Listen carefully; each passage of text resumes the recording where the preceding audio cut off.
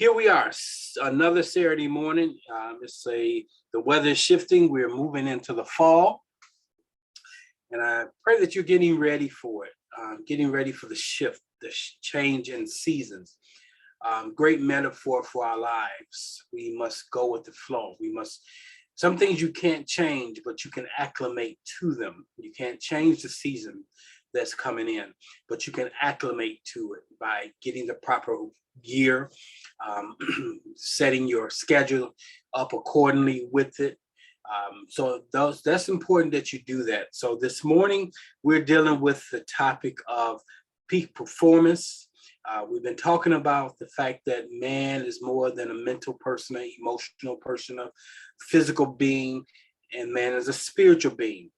If you are living inside of the general concept of mental, emotional, physical, then you are living under the sign of the beast. That is 666. 6 is the number of man. 6 for the mental man.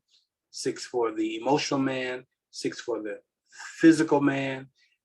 And 6 for the spiritual man. So you should be working with all 4 6s and not just the 3 6s. We jump back into one of my previous lessons if you want to know more about that.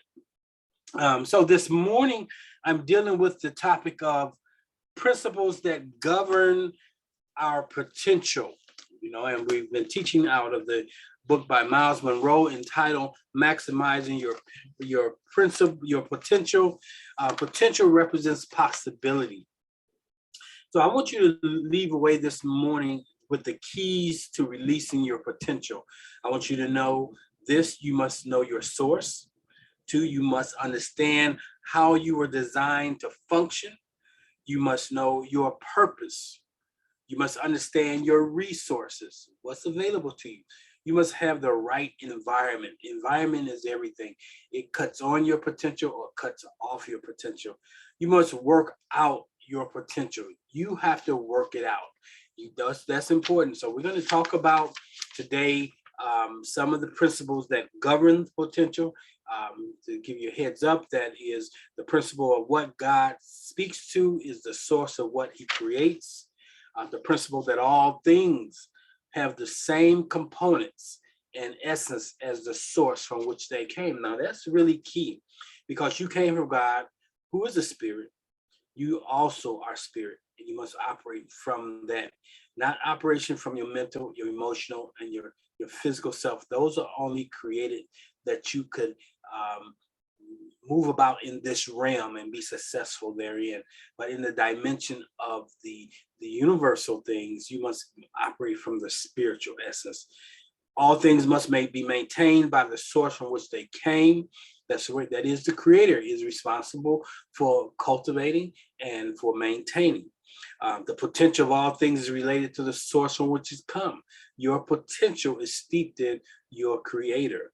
Everything in life has the ability to fulfill its potential. Everything that has been created, anything that's born into the earth, has the potential to fulfill its designed purpose.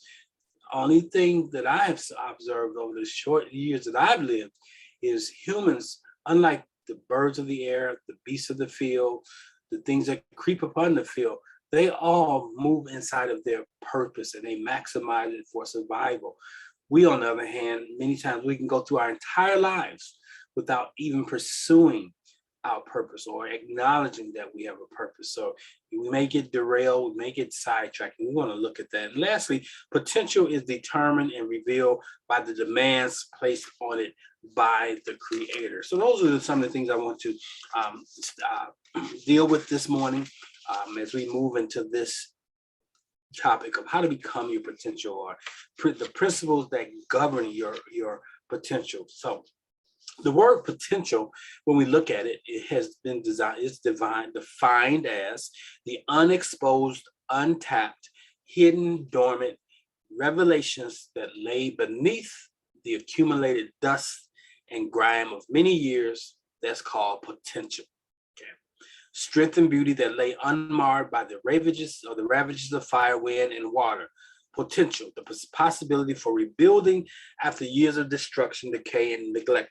And we see that happening in our communities, the communities of color that have been purchased right from underneath us. They're undergoing what is known as revitalization. Somebody has come through these communities and see that they have descended into gross poverty and abandonment, and now they are seeing potential. They see possibility, and you can see potentials, see possibility, but you got to be able to pull it off. Put the action in to get that thing to manifest into what you desire or what you see it as potentially being. So we must be conscious of potential is steeped inside of purpose. Your purpose dictates what your potential is.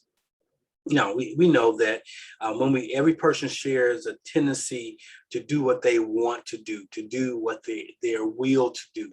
But if you want to be successful, you want to really see your true potential and your purpose come forward, you must realign yourself with Source, with God. Why is that important? When you look in the book of Genesis and you look at the metaphor of Adam and Eve, how they ate of that tree and they descended, they moved into the mental, physical realm, they moved into the realm of emotions. Instead of those things being part of who they were, those things sidetracked them and defined them. They lost their truest essence. We have done the same thing. So we have to remember that the most important aspect of who we are is our spirit being. We have all other aspects which are important, but if you really want to maximize this life in which you live, you must learn to balance the emotional. I'd like to say mental, emotional, physical, and the spiritual. When you observe individuals, you'll find that people spend time in one of those domains. They are mentally people who are looking to amass a lot of information, going to school perhaps. They're emotional. They're spending a large part of their time in therapy, in coaching, trying to unpack the emotional stuff that they're dealing with. Or they may be physical. They spend a lot of time in the gym, or they don't even spend any time in the gym. They spend time at the table or just doing plate curls. And so those are the three aspects of man that can get man sidetracked. But the most important aspect is the invisible aspect, and that's the spiritual aspect. And so when you look at Adam and Eve, Adam the man and Adam the woman, they move, the metaphor is telling us that they move from being operating as they were designed. And so we have to remember who we are, whose we are, what we were designed to do, okay? Our dissatisfaction and discouragement with life are the results of our separation from Source. That's why I always start today with there's one absolute truth, and that absolute truth that I and the Father, or I and Source, I and God are one. And why is that important? Because you cannot reach full capacity, peak potential in and of yourself. We must understand that we are interconnected, that there's a power greater than us that resides all around us. There's a power greater than us that lives inside of us. There's a power that is greater than us that is available to us, and we can use it. So if you want to reach peak performance in life, you must tune in, tap into, turn on, release the power that is greater than you. That is a power that it goes beyond who you are, but the power that puts you inside of whose you are. So we see in his book, he talks about God's intent for men and women has not changed, nor has it taken from us the strength and beauty that he gave us at birth. These gifts are buried within us. And many of us got these talents and gifts, and some of us that have never been uncovered because either we were cloaked in what our parents or what culture said we could be, or limited by the environmental situations that dictated that because of the color of your skin or the time in which you were born, you would not reach greatness. But all of us have the potential to reach greatness, even inside of the things that attempt to hold us down. But it starts with realizing that greater is it that is in me than the physical self that is in the world. Too many of us allow the fact that we are in the world and world conditions to hijack us and get us into performance, getting us into doing things that is not necessarily in alignment with our highest and greatest good. So the scripture says, it talks about that Paul, a good example of that was Paul in 2 Corinthians 4:7. He says that he talks about a hidden wealth, a treasure in jars of clay in us. This jar may not look like much, but the treasure inside it is valuable and priceless. We are the jar. We are the clay. In other words, what people see when they look at you is not who you truly are, or oftentimes not what you could truly become. You can become much more than you are now. And that's what I wanted to kind of look at this morning. Many of us have not scratched the surface of what we could be or what we could do this morning. I made a statement that I believe that you have done or accomplished little till now, okay? And you have accomplished little till now, and it's only a fraction of who you are or of your capacity. You are capable of more than others expect of you. You're capable of more than you often expect of yourself. Mediocrity says this is good enough. But when you want to move in full potential, peak performance, you got to say, is this God enough? Does this represent the full essence of what I could do, be, have, or perform, present to the world? Okay, and so we got to even know that even beyond our dreams, because sometimes we dream small, we dream inside of what will appease the flesh. We got to move beyond the mid dreams. We got to look for that dream that gives us a burning desire to move forward. Okay, we got to learn how to tap into our hidden wealth, our hidden pool, our hidden resources. When you look at who we are, oftentimes we're not tapped into that. We got to tap into our potential. And when we do so, we'll find that the greatest task and most pressing need of our life is to fulfill that. When you can get a sense of, I have potential. Now, let's look at some of the keys to releasing your potential. Okay, when we understand that we are, mankind is like refurbishing an old house. When you look at a house that has been destroyed by a storm or some natural calamity, and you want to rebuild it, you rebuild it in grandeur of what's in your mind. Now you have a clean slate, and you say, I want to rebuild. And so what we must do is the rebuild is to put back together something that has been built. There's nothing new under the sun. And so what we have to do is get a glimpse of what we should be, and not just stick around in thinking about what we could be.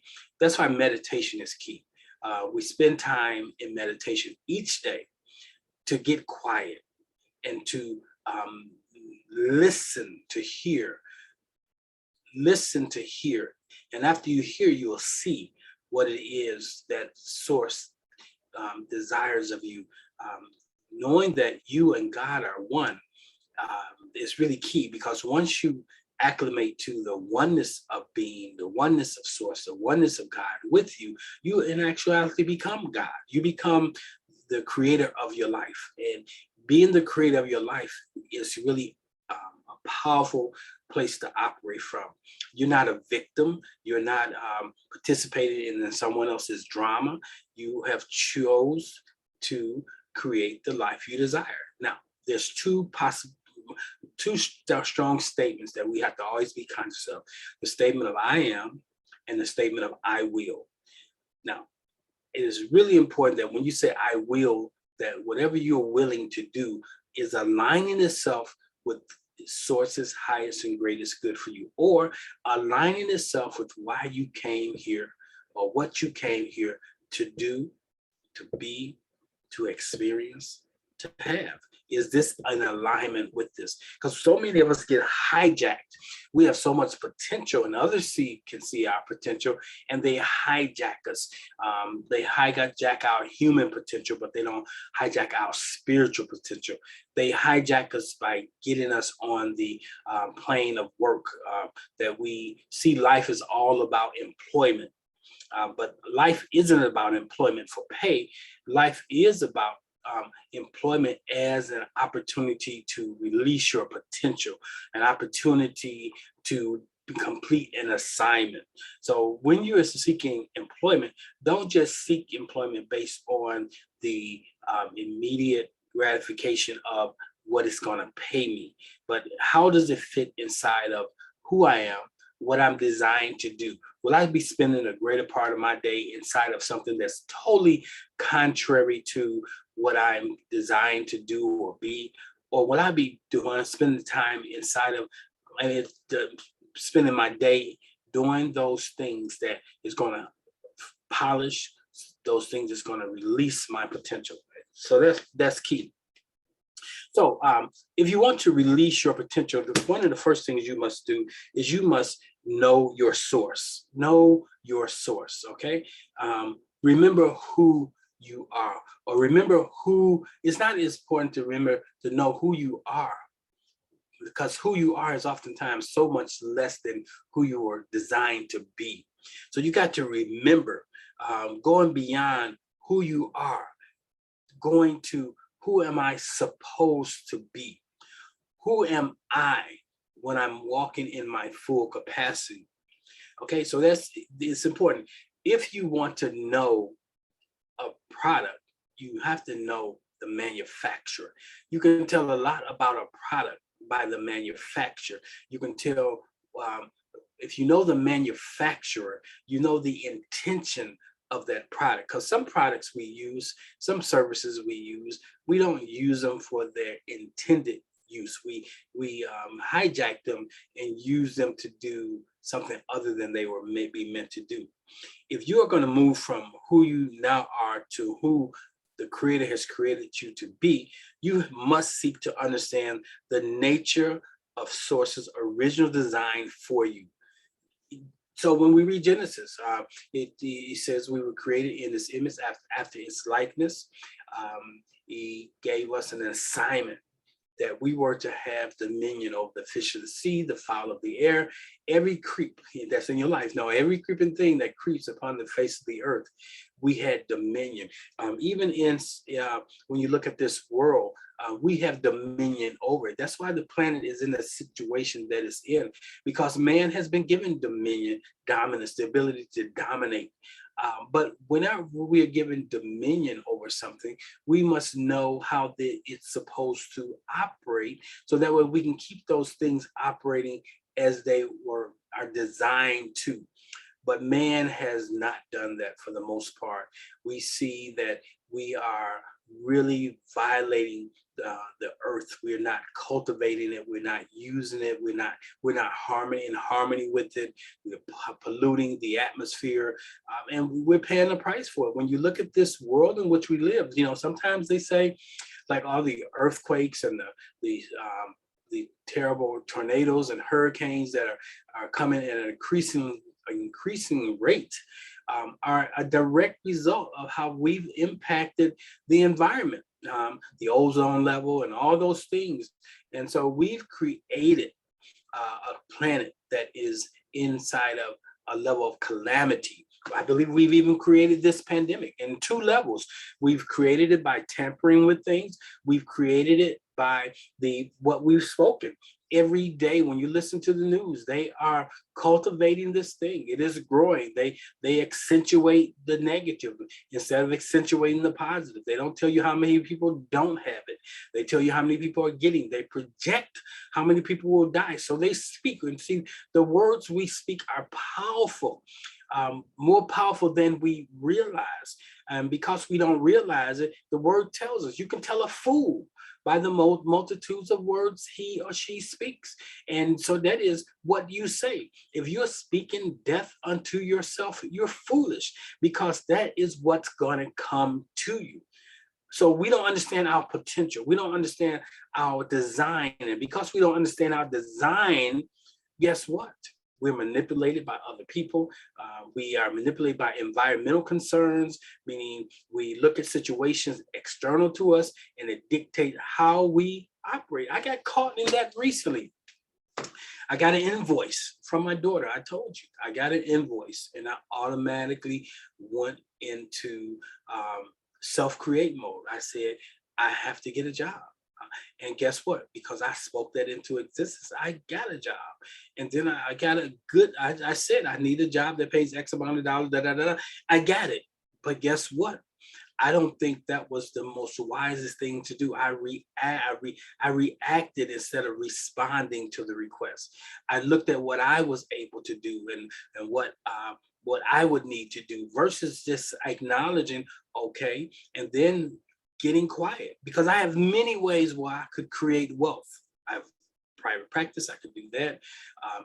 If I got the time and spending more of my time doing things like this, creating great content, those things produce far beyond what I can get from working that those hours, 9 to 3 every morning. So I made a commitment. So right now I'm at the place of, okay, I'm going to stay here for this season, but I'm had to apologize because I went in autopilot. And how many of you do the same thing? When you have a situation that arises, you react to the situation instead of responding. Okay, so you got to be, the word says, speak to the mountain and it shall be removed. Not go to work to carve the car, to move the dirt of the mountain. And sometimes you got to go over the mountain instead of trying to go through the mountain. So, but that's part of this thing called Earth School. If those of us who are considered the very elect can be fooled, imagine what the common person is dealing with. So know that we create the worlds we live in. Now, here's the beauty. You are the potter of your life. Just like the story, the story in the Bible, it talks about the potter who has the clay on the wheel, and he designs something and it hits marred. It's not perfect. It's not what desires it to be. So he pushes that clay back down into a heap and starts all over. Your life is the same way. You can start over at any moment. Maybe not start out physically, but you can start over consciously and mentally. So you got to know your source, okay? Source has given us potential and designed us to fulfill it. You must know source, or God. Source is your source. And if you want to experience a satisfying, abundant life, you go to the source. You recognize that the source will outsource. It says, my God, or source, will supply your every need. That's important. Now we got to also begin to understand knowing your soul. Here's the point: knowing your source to become is critical to reaching your full potential. Okay, so that's foundation. Knowing your source. So do you know your source? Is it you, or is it something greater than you? Now, in you and you alone, you can do some things. But if you want to do a greater thing than a human being, then you got to reconnect and really align with source. Understand your function. That's the next point I want, the key to releasing your potential. The mode of operation for maximum performance of any product is determined and established by the manufacturer or the creator, and must be obeyed for maximum benefit. Like yesterday, I unboxed my 75-inch LG. Life is good. And as I unboxed it, I sat on the couch and I pulled out the manufacturer's manual. And I'm glad I did, because it's been such a long time since I purchased a new TV. And even if I purchased it 5 years ago, technology has changed. So I took some time and I read through the manual and I began to set it up. I'm glad that I did, because if I would have just put it up there and cut it on, then I would have had a TV that was projecting to me the various channels, but I did not have the a bit, or it was not operating this full capacity. The thing can do so many things, voice commands. It's just almost like a huge computer. So you are the same way. You have to know the manufacturer's manual, or become familiar with the manufacturer's manual as it pertains to you. So the Bible, what I do like about it, if you can carve away all the mess that's presented as messages, that it's the manual, it tells us our potential, it tells us how to reach potential. So that's important. So we must obey, or we must understand the manufacturer and the manufacturer's manual if we want to get peak performance out of a particular thing or item. Like I have my Mercedes out there. I don't get peak performance out of that. I haven't maximized its potential. I haven't really taken time to sit down and read through the manual, because there's features in that car that I have not even taken time to learn. But I said recently, I was sitting in the car, I said, I want to know what everything in here is designed. And once I know what each button is for and the potential this car has, then I can take it to peak performance. And the same thing with you. You know a lot about your mental self. Okay, you know your strengths, you know your weaknesses in your area. You know your emotional baggage that you're carrying. Okay, you know your physical state, but very few of us are aware of our spiritual essence. But we got to know all four dimensions are critical for you to master this thing called life. The first three are steeped inside of this realm. The fourth one, that is your spiritual essence, is outside of this realm. And so we have to let the outside, that part of us which operates on a larger scale, impact that which is in this realm. We have to be in this world, but not of this world. So you got to understand your function. So the second key of releasing your potential is knowing how Source created you to function and applying the knowledge to your life. Knowing how Source created you to function. We were not created to function in disease. That's why our body naturally acclimates itself back to wholeness.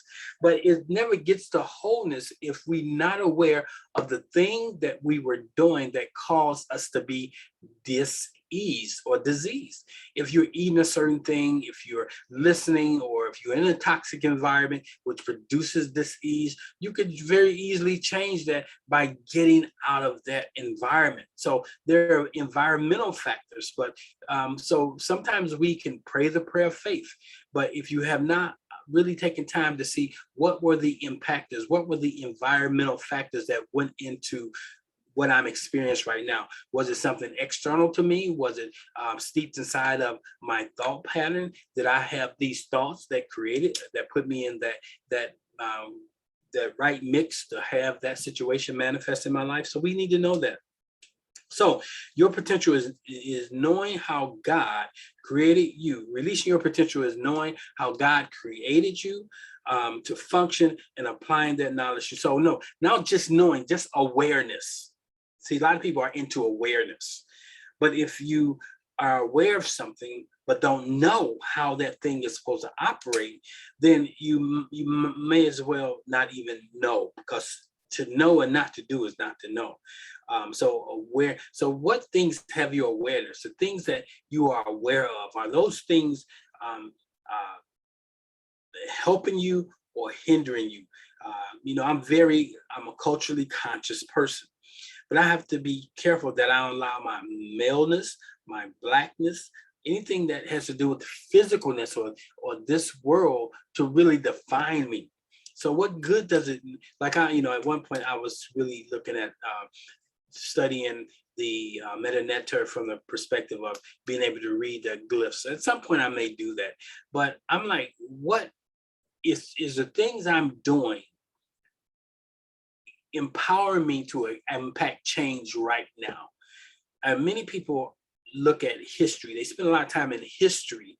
Okay, it's good to know history, but history, if you stay inside of it, you're rehearsing what potentially can happen again. They say things are cyclical, because if you keep paying attention to that thing, it's going to come back. But I want to tell you that you have been designed to create, not so much from the past, but creating from the right here, right now. So your function is to be a creator, just like Source or God functions as a creator. It created the world, then it created you and I, or created man as gods that could live inside of what it created. And it could, okay, God out there don't know what it feels like to be God in here, except it comes in. So Source cannot fully experience the rose or experience the rain, except it become, because it is the rain, it is the rose, but he created a unique individual called you and I, after its image, after its likeness, that it may be able to experience its creation. Just like you created the world that you're living in, and you're living in that world, and you can experience that world. And if it's not good, then you need to change it. So the man was designed to live by faith. God's original design for men and women calls for them to live from the perspective of faith and with eternity in their hearts. When we look at the book of Hebrews, it's faith is a sure thing, okay? Being sure of what we hope for and certain of what we do not see. Certainty is the thing about faith. Hope has no certainty. Hope has an expectation, but we live inside of faith, which is right now. So to be a creator is to be present to right now. Hebrews 11:1. This is God's mode of operation, so it should be our mode of operation. It is not influenced by outward appearances, just as Source isn't influenced by outward appearances. We shouldn't be influenced by outward appearances. Neither is its power diminished by seemingly impossible obstacles. When you have obstacles in your way, they are illusions, and you can move that illusions. So just like God is not influenced by outward appearances, neither is his power diminished by seemingly impossible obstacles. Your power is not diminished. Matter of fact, when you have an obstacle, it gives you the opportunity to activate the power that you have. So sometimes you have a situation and a circumstance that evolves into your life, only for you to be given the opportunity to exercise your faith. You got to exercise your faith. Your ability to unleash your potential is tied to your willingness to consistently live from Source's perspective. Okay, so that's the key. Many of us are living according to our will, but when you listen in the Gospels, when in that night in the Garden of Gethsemane, where we see Jesus in meditation, he says, "Thy will, not my will." So we want to align with its will. Now, here you are it. And now the double-mindedness of that thing is because you don't know that you are it, that you are a microcosm of the greater macrocosm, and you have the propensity, or you have the ability to do all things that need to be done according to you.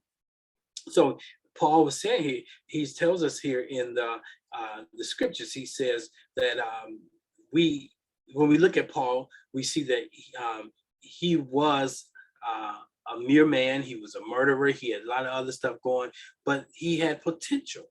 And so when you come to the realization on your Damascus Road experience, or when you see the light, and hopefully today, many of you the light is getting brighter. You're at the end of the tunnel. You're not in the tunnel. You're at the end. You're going to begin to walk in the light of day, the light of knowing who you are and the capacity that you hold.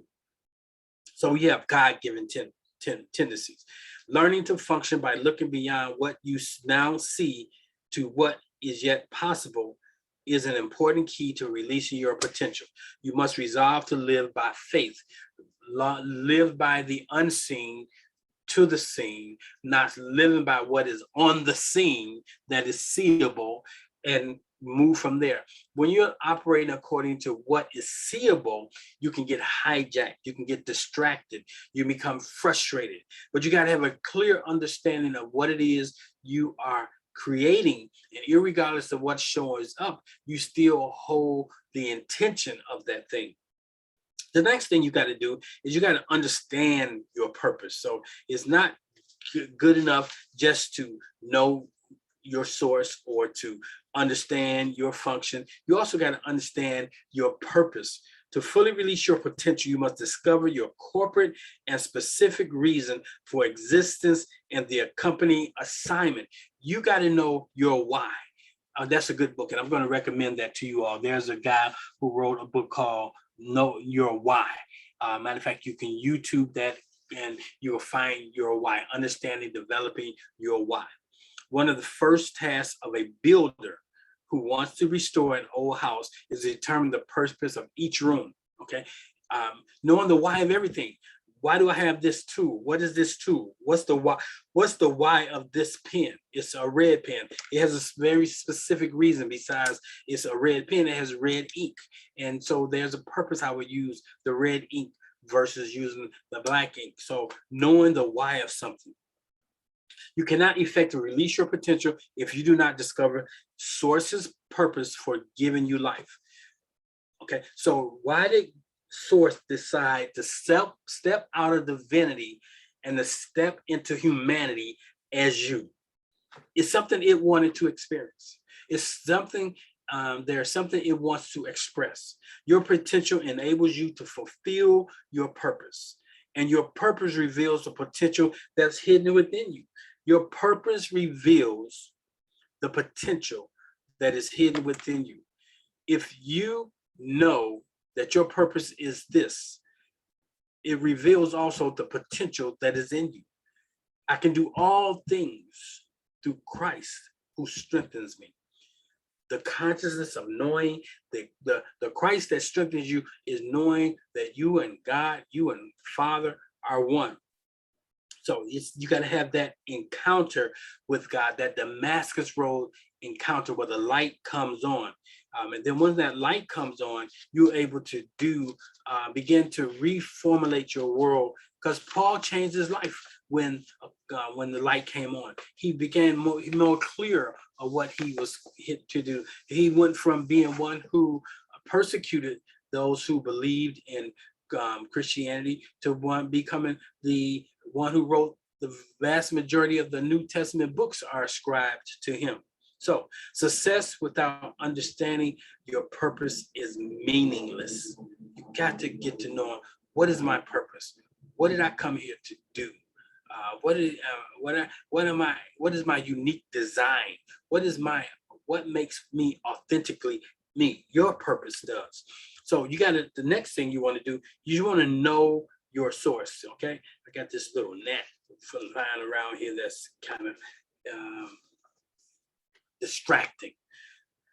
Know your source, okay? So what do I mean by know your source? Provisions are given to the fulfillment of a vision.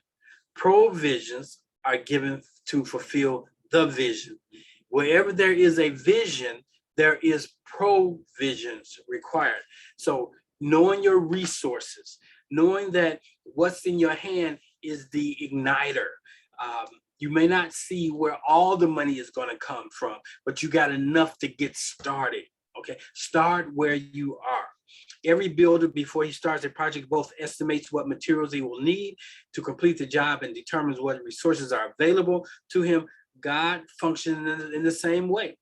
As he forms and fashions each person for a specific purpose, he also provides the necessary resources to accomplish his plans. So these examples, so I'm looking at redoing my closet. So I was over at Home Depot, and Home Depot has, you can get money set aside for a project. So it's a project loan. So basically you come up with how much the project is, what it will cost for the materials and all those kinds of things. And then you get a loan from them. And then as you go through the process, you can pull from that loan. So that's kind of how God is. God doesn't have to take a loan because he's all the resources, and he has allocated those resources for you. So there are some allocated resources for you. But the word also says the wealth of the wicked is stored up for the just. A wicked one, when you are not operating according to your design, when you are not fulfilling your potential, you're likened to the wicked one, okay? There's a level of wickedness there that is operation. Your will is in, anytime your will is totally in operation, that's kind of a wicked thing. Like, here's what I mean by, even though Source has given you the ability to choose, but it's kind of wicked to know that Source created me, Source designed me, Source will provide for me, and then not acquiesce to doing the will of Source. To think for some reason I can do, be, or have all that I've been designed to do, be, and have separate from Source is wicked thinking. So you got to change from the wicked. I can do no thing, okay, except I see that which my Father is able to do. That which I do no thing except I align with what the imagined thing for me. So you can do some things, but they don't measure up to anything. They're nothing if they don't align with Source's highest and greatest good for you. So that's important. So we have to know that there are resources available. All you need is available to you. All you have to do is do it. We make the big mistake of counting the costs and then determining how we're going to arrive at getting the resources. That's not for you to know. All it is for you to do. And as you take one step, the footing for the next step shows up. So walking by faith, meaning not really doing the things you do based on what you have, but doing the things that you do based on what's available to you. Okay, so you possess the God-given resources. Okay, the proper use of these resources will release your potential. Now, notice I said the proper use, because sometimes we get money and we don't realize that money has assignment. Okay, it's not to be squandered on just your selfish gratifications. You have to know that money is allocated to something. So when a major blessing comes into your life, instead of running off and squandering it, spend a little of it. Use a little of it. I don't like the word spend. Use a little of it. But before you begin to really drill into what's been given to you, ask, what is this for? Why has this come into my life right now? What thing was I designed to do and said I would do when I get the resources? Many times we forget that. We said when we get the resources, we'll do this, that, or the other. We get the resource and we forgot that we said we were going to do this, that, or the other. That really was the catalyst, which really was the intent that drew that to you. So you always got to be mindful of what you are intending and what your intentions are. So when something gets your attention, you can make sure that it's aligning with its original intention. I hope that makes some sense for those of you who are listening this morning. The effective use of your resources is the fourth key to releasing your potential. Are you effectively using your resources? Example, here's an effective use of your resource. You get 100 and Source says, 10% sold back.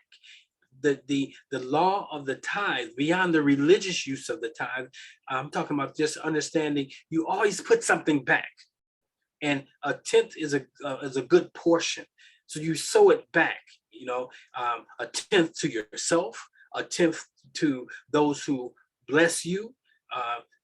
Then you always have more than enough. but don't eat your seed money. Don't eat your seed source. Sow that source, and that's really critical. See, even for the work that I do, I shouldn't have to take on another job to no, not in this side of the taking on a job to assist my daughter or take care of my obligations with the wedding. But if I'm called to create a ministry, I should not have to take on a job to create that ministry. Why? Because if I'm steeped in meeting my needs, then I cannot be in a position of creativity. So we have to be very careful when we don't understand how source operates. Now, some people may say, well, if you've been designed to do the ministry, then you go and do what's ever necessary for the ministry to come forth.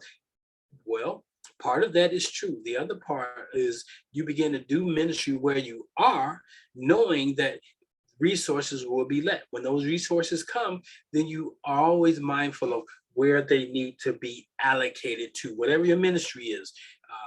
Allocate those resources there. Okay, now the word says the workman is worthy of his hire.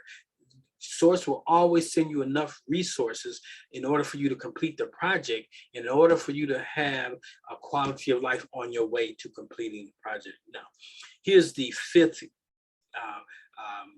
key to releasing your principle. Your potential is maintain the right environment. That's right. I want you to maintain the right environment. All potential demands conditions. All potential demands conditions conducive to the maximum fulfillment of this purpose. Consequently, all life forms have ideal conditions in which they grow and flourish. The Apostle Paul clearly understood that conditions in which we live affect the nature of our living. Light that is continually surrounded by darkness is in danger of losing its brilliance. Now, I beg to differ with that. Light always pushes back darkness. Righteousness that repeatedly associates with wickedness in time may be tarnished. Now, what that means, if you are hanging around low wattage people who think inside of the density of what is real, then you will diminish your capacity. That's why you have to be careful who you allow to be in your eye, in your ears, who you are having conversations with on a continual basis, because their reality will become your reality. He writes in 2 Corinthians, I, the Lord, will live with them and walk among them. I will be their God and they will be my people. Therefore, come out from them and be separate, says the Lord. And that's for somebody. You got to come out of the world. In the old church, it meant you didn't go to parties, you didn't hang out, you didn't go to anything that was considered worldly. No, it doesn't mean come out of the consciousness that they're walking in. Because you come into this world to experience this world. So you get to experience anything that brings you joy. You get to experience things that you learn that I shouldn't experience. So when you experience something that you desire not to do it anymore, don't beat yourself up. So you can be in this world and experience the world, but don't be of the world. Don't have the same mindset. And that's one of the things I've really been pushing right now with this pandemic thing. What is pushing is the mindset that medical science is preeminence. It's not preeminence. The word tells us that we're fearfully and wonderfully made, that if we are tuned in, tapped into our bodies and know that we're perfect, whole, and complete, guess what? Our bodies will acclimate towards wholeness. Now, if your body is out of sync, you can look at, what did I do to get it out of sync? Maybe I've been sitting on my can for so long, I don't get no exercise, I've gained a lot of weight. Then what we have to do is, as a result of gaining weight, now I'm experiencing certain kind of diseases. So get the weight off, work on getting the weight off. There's some things physically you can do, but it all really starts with the spiritual essence of knowing that you were created in His image, after His likeness, and knowing what you want to look like, knowing what you want to feel like, holding that intention, being consciously aware of your ability to acclimate towards that. So we must know we got to always maintain the right environment. Life outside of your ideal environment will destroy your potential. because a wrong environment always means death. That's what the law or the science of epigenetics tells us. Epigenetics said it's something outside that affects the inside. The inside is good, but the outside impacts it. Your environment, what you're listening to, where you're hanging out, what you're reading, the music, the books you read, all of those things, the people you're around, your social media group that you lend yourself to, says a lot about you. Either you're leading the conversation or you're being conformed by the conversation. Now, just like a fish cannot survive in polluted water, you cannot survive in a polluted environment. Here's another one. Here's another. So here's the sixth key, the work. Now, I'm going to end right there because the work is really important. Many of us want things or desire things, but we don't want to do the work of the thing. Simply put, even God worked, because if he hadn't worked, and then on that seventh day, he would not need to rest. So the fact that he said, the scripture says on the seventh day, he rested, it rested, tells you me that he wasn't resting the other 6 days. He was at work. Now, what was the work that source or God was doing for 6 days? The work of creation. Did he create it with his hands? No, he created it with a thought. So you need to spend more time creating through thought. And then there comes a point where you need to rest. Put your creative self to rest. Now, when you create something in your mind, when you set the right intentions, when you have the right vibrational frequency, now there's a corresponding work you must take on in the physical sense. And we're going to talk about that next week. We're going to pick up next week with the work. We're going to look at the principle of the work being a master key. We're going to look at what the purpose of work is. We're going to look at the nature of work. That is really, really important. Matter of fact, you know what? So I can get this all in one lesson, because we have a few minutes left, I can hit on a couple things that you need to know. Dreams without work accomplish nothing. So you could be the dreamer, like Joseph was a dreamer, but he did the work also. So it's okay to be a dreamer, because the Bible tells us in Job, I think it's 11:14, it says, it's through dreams that God corrects us, it inspires us. And so dream is important, but then there comes a point where you have to rise and do the work. So you need to work. The love of work is the secret to personal progress. Finding out what you love to do. Productivity and fulfillment, because it says the love of work is a secret to personal progress, productivity, and fulfillment, because work encourages the release of potential, and potential is the abundance of talents, abilities, and capabilities given to each of us. So the work causes us to be creative. Every creative idea came forth inside of the work someone was doing.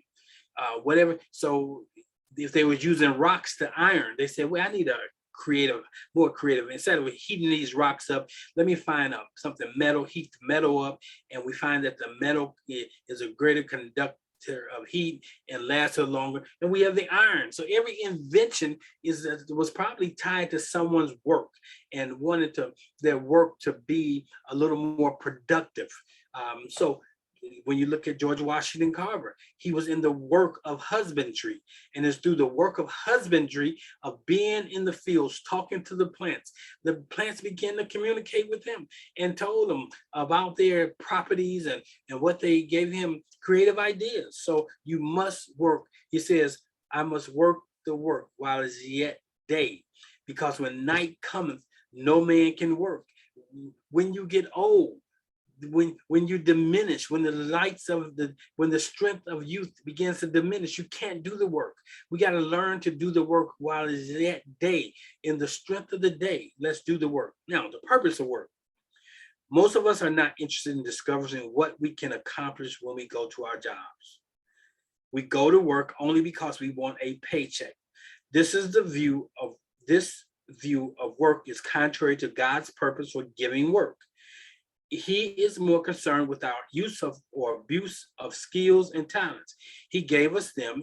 He is with our he is with our financial wealth or poverty. He wants us to be good workers, not good job keepers.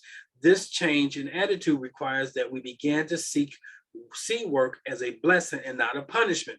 And work is not my source. Many people are taking the jab because they want to keep their job. The jab for the job.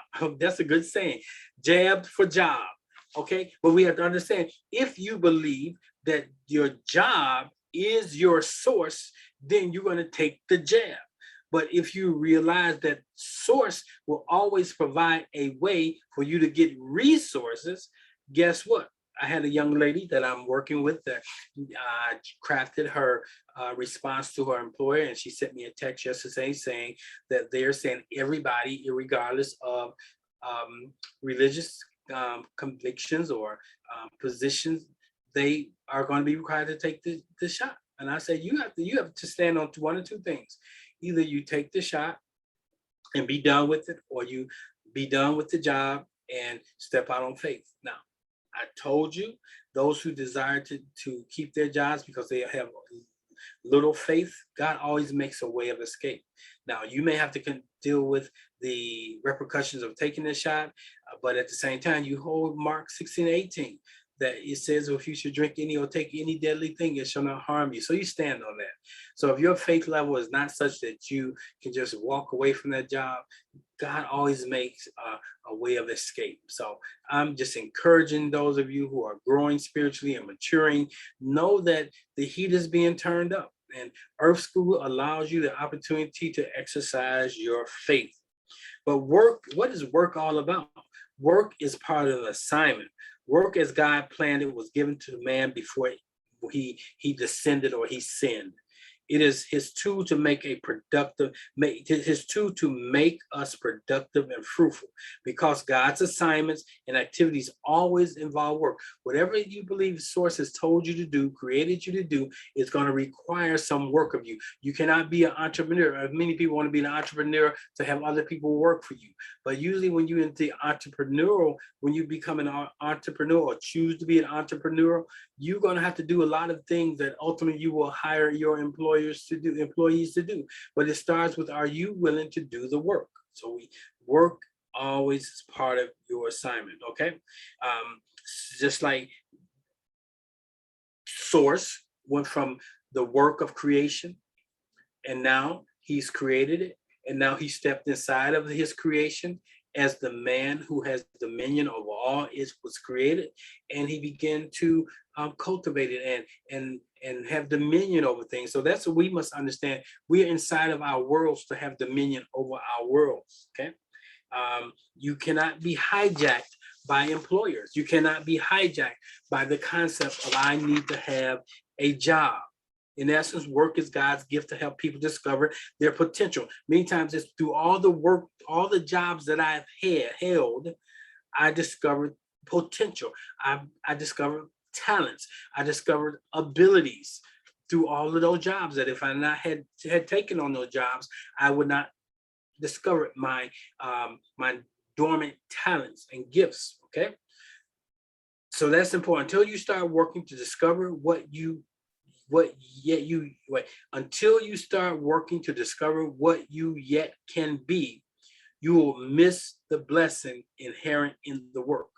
This is true because work profits the worker in many ways. I just thank you. Someone just made a deposit into the ministry. I heard the chime go off. I appreciate that. I appreciate those of you who take time and not only receive the word that I'm speaking, but find that it has value and you're given to this ministry as an act to show appreciation. Thank you. So there are some principles. This is true that profit.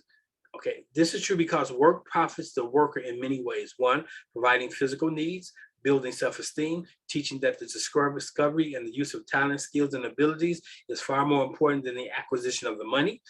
Develops an attitude that sees a challenge as a cause for rejoicing because it holds the possibility of success.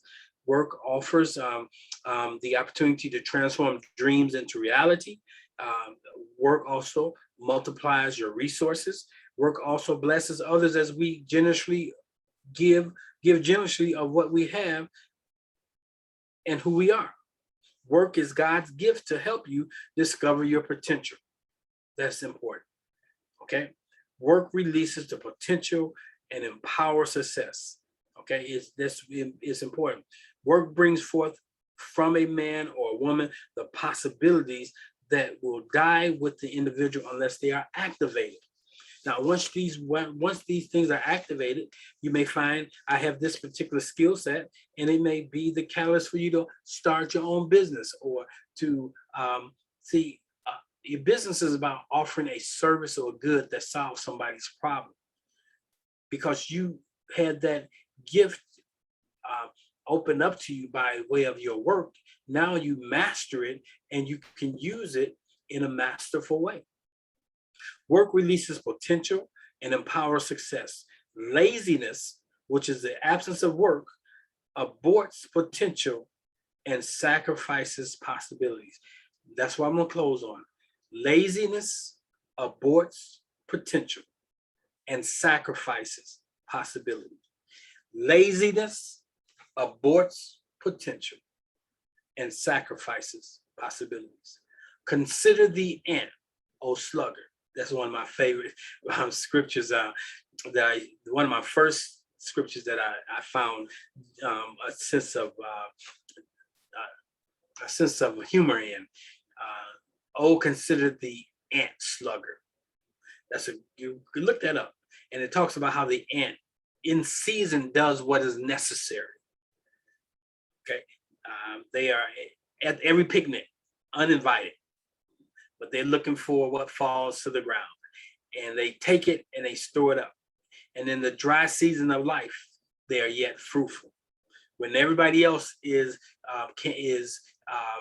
impacted by the environment of weather, as far as them being able to survive, the ant isn't, because the ant has stored up. So consider the ant.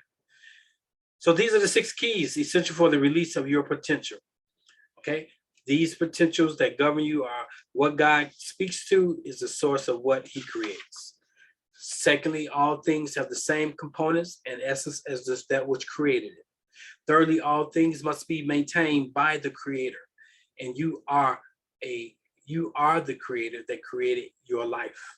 So if you have mess in your life, you continue to create it because you're cultivating. If you want to change your life, change how you think, change your consciousness. Everything in life has the ability to fulfill its potential. Everything has the ability, but don't mean it's will, but it is able to. The potential of all things is related to the source from which it came. Okay? Know where it came from, and you'll know its potential. Lastly, potential is determined and revealed by the demands placed on it by the creator. Potential is determined and revealed by the demands placed on it by the creator. And you are the creator that needs to place some demands on things. Stop saying Jesus takes the wheel. Stop saying that God is the pilot and you're the co-pilot. Take the wheel. Take on the challenge of your life. Being the captain of your ship, the pilot of your plane. Know that what you have in your life is a direct result of what you've imagined and what you've put in the way of cultivating. Sicknesses and disease is manifesting in your life a lot of times because of what you have imagined, perhaps the fear of it, or you have cultivated by paying attention to what survey says or what is saying by the Center of Disease, CDC. Come on, cut all that mess off. Cut it off, okay? Create the life you want by focusing on what you want. That's all I have this morning. Saturday school, another one is in the bag. If this ministry has been a blessing to you, I appeal to you to continue to support it in whatever fashion and whatever you can. Go to the website, oasisspiritualcenter.com, oasisspiritualcenter.com, and go over to the giving tab. And you can there find the platform that best suits your mode of operation. PayPal, Cash App, text to give, whatever way you want to support the ministry, there's an avenue for you to do that. So I thank you. I thank you for your time. Those of you who are tuning in live to the recorded version of this message, if you go into the description of this message, you'll find all the links you need in order to sign up. Make sure you hit like, subscribe, and that's it. You guys have a wonderful day. Let me take a moment and look at, this is the back side, the green side. So if you need to drop off, you can drop off. I want to see if there's any questions out there. I'm going to open up my participants chat and see what's happening in the chat this morning. Okay, great lesson. Enjoyed learning some things, Ms. Walker. Tuning in next week. Good. Thank you for the message, Courtney. Thank you. Project using the power of suggestion. Oh, that's I'm backing through here and I see, and that's the critical. You project through the power of suggestion. Whatever you suggest, you project. Whatever you are thinking on, it is that which is projected on the screen of your life, and that is what's going to manifest in your life. So I want to really encourage you all to become more aware of your consciousness, of your conscious being, that you and source are one. And if you understand how source creates, operates, you have the ability to operate on a micro level in the same fashion. So if you want wealth, then you create wealth. If you want health, you create health. If you want a complementary relationship, then you create it. Come on now. Sometimes you got to be willing to let go what you have to get what you desire. Okay. Sometimes you got to get rid of the old thinking, and you got to take on a winner's attitude. Okay. That's all I have today. So we're going to close as the same way that we start each week. We start each week with James Brown, and we're going to end this week